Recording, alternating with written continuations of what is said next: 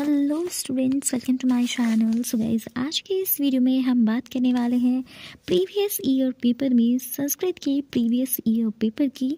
तो अगर आप भी संस्कृत से बीए या फिर सिंगल को सर्टिफिकेट कोर्स कर रहे हैं यूपीआरटीयू से या किसी भी यूनिवर्सिटी से और आपके कोर्स का टाइटल है अभिज्ञान शाकुंतलम, तो आपके सभी के लिए प्रीवियस ईयर पेपर बहुत ज़्यादा इंपॉर्टेंट होने वाला है।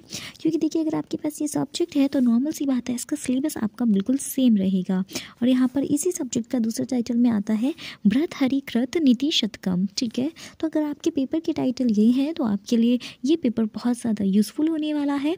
बात करी जाए, ये पेपर है यूपीआरटीयू का, तो इसके लिए आपका जो कोड है वो जो आता है कोर्स का CSST01। ठीक है, कोड्स में थोड़े बहुत चेंजेस आपको देखने के लिए मिलते रहते हैं, इसलिए आपको टाइटल यानी कि शीर्षक जो है उस पर ध्यान देना है। अगर शीर्षक यही है तो ये पेपर डेफिनेटली आप सभी के लिए यूज़फुल होने वाला है।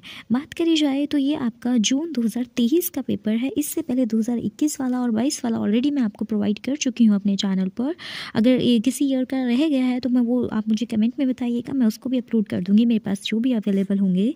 तो गाइज़, इस पेपर में आगे हम बात करें तो आपका ये मैक्सिमम 70 मार्क्स का ये एग्ज़ाम होता है और 3 आवर्स का आपको इसमें टाइम मिलता है।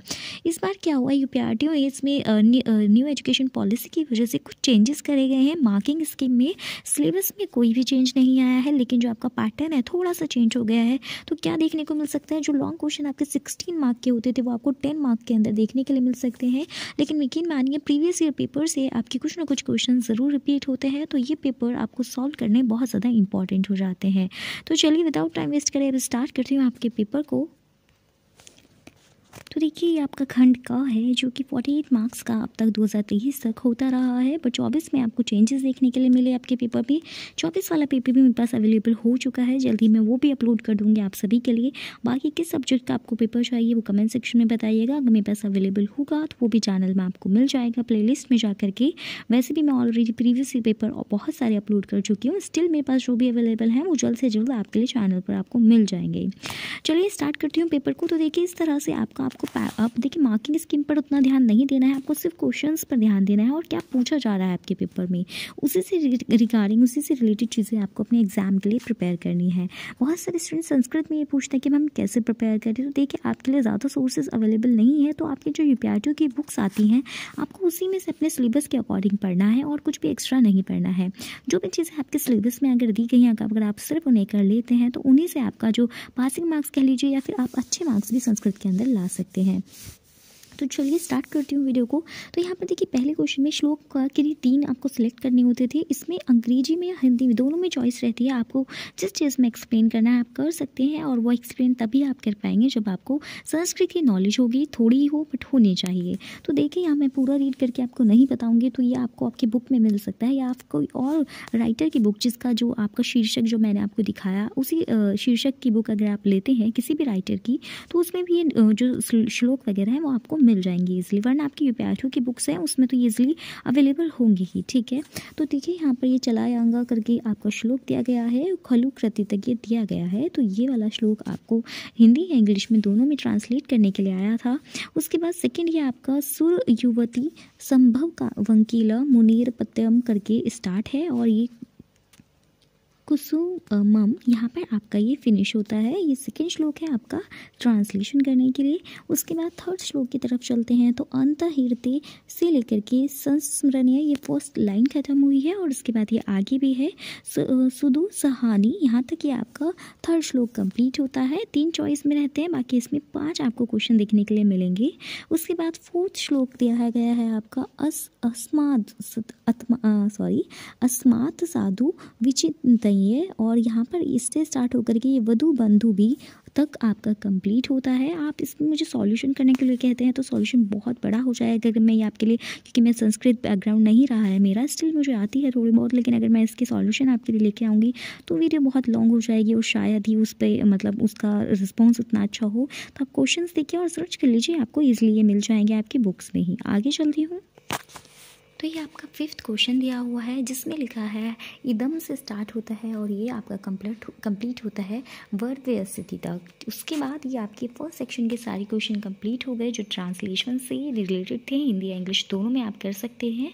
उसके बाद आपका खंड ख स्टार्ट होता है, सेकेंड पार्ट रहेगा आपके पेपर का। पहले इसमें 10 मार्क के क्वेश्चन पूछे जाते थे और ये अब आपके 10 की जगह मान लीजिए 8 मार्क्स वाले क्वेश्चन में या 6 मार्क जो भी पैटर्न रहेगा मार्किंग स्कीम के अकॉर्डिंग उसमें आपके पूछ लिए जा सकते हैं। प्रीवियस ईयर पेपर के हिसाब से आप देखिए ये भी आइडिया लगा सकते हैं किस चैप्टर से ज़्यादा क्वेश्चन पूछे जा रहे हैं, यानी कि वो चैप्टर आपके लिए इंपॉर्टेंट हो जाता है।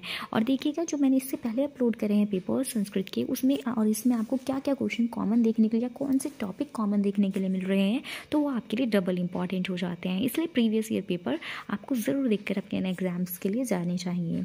उसके बाद 6 क्वेश्चन में है कालिदास का परिचय देते हुए सिद्ध कीजिए कि अभियान शाकुंतलम श्रेष्ठ नाटक है। देखिए ये आप अपनी लैंग्वेज में लिख सकते हैं अगर आपको किसी थोड़ी बहुत नॉलेज है, ज़रूरी नहीं आप बिल्कुल बुक का डिक्टो आंसर करके आए। 7th क्वेश्चन दिया हुआ है भर्तहरि का परिचय देते हुए नीति शतकम के पठित अंश के आधार पर उसके जीवन में उपयोगिता की समीक्षा कीजिए। और ये आपका खंड ख के क्वेश्चन थे।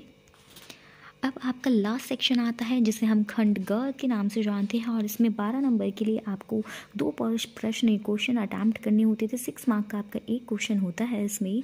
बाकी इसमें श्लोक की हिंदी या फिर संस्कृत में व्याख्या करने के लिए कहा गया है। इंग्लिश का ऑप्शन पहले वाले क्वेश्चन में था, इसमें आप हिंदी या फिर संस्कृत में से दोनों में से कोई सी एक लैंग्वेज चूज़ कर सकते हैं।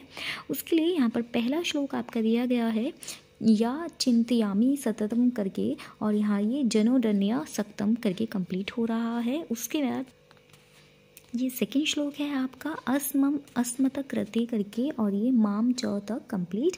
इसी के साथ चॉइस में दिया गया है आपको एक और श्लोक येषा न विद्या न तपो न दानम ज्ञानम न शील न गुणो न धर्म।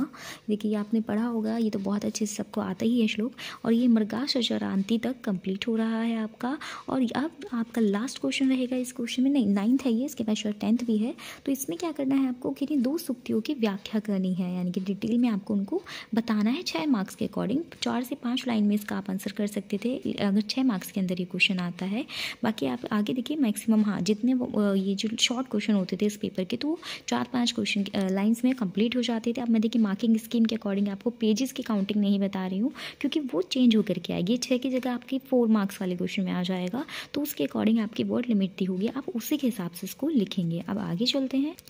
तो आगे ये सूक्तियाँ ये जो आपको व्याख्या करनी है ये 3 दी गई हैं, इनमें से आपको चॉइस करनी थी। तो ये कव्य स्त वर्थ विनाश पीश्वरा और ये सेकंड है और ये थर्ड है। आपको इन तीनों को अटैम्प्ट करना था, शायद ये चॉइस 2 थी, हाँ 2 को अटैम्प्ट करनी थी आपको इन सूक्तियों में से। अब ये लास्ट क्वेश्चन है 10th क्वेश्चन और इसमें किन्हीं 2 पर परिभाषित टिप्पणी आपको लिखनी थी, यानी कि सिंपली उनका एक्सप्लेन करना था। 2 चॉइस करनी थी, नांदी नेपथ्य कंचुकी और प्रकृति। थोड़ी बहुत ईजी क्वेश्चन भी होते हैं, अगर आप उनको अच्छे से कर लेते हैं और थोड़ा अपना संस्कृत का पोर्शन संभाल लेते हैं तो पासिंग मार्क्स तो आपके इस पेपर में आसानी से आ जाते हैं। बाकी अच्छे मार्क्स लाने के लिए आपको थोड़ा डिटेल में इसमें पढ़ना होगा। इस तरह से ही आपका पेपर कंप्लीट होता है। यूपीआरटी के और भी पेपर्स मैं चैनल पर जरूर लेकर के आऊँगी। फिलहाल आपके सब्जेक्ट की आप प्लेलिस्ट बनी हुई है चैनल पर प्रीवियस ईयर पेपर की। अगर आपका कोई सा भी एग्जाम है और आप प्रीवियस ईयर पेपर ढूंढ रहे हैं तो एक बार उनमें ज़रूर सर्च करिएगा। मोस्ट ऑफ द पेपर्स आपको मिल ही जाएंगे, जो नहीं है वो धीरे धीरे मैं अपलोड कर दूँगी आपके लिए चैनल पर। चैनल से जुड़े रहिएगा। मिलती हूँ नेक्स्ट वीडियो में, बाय बाय।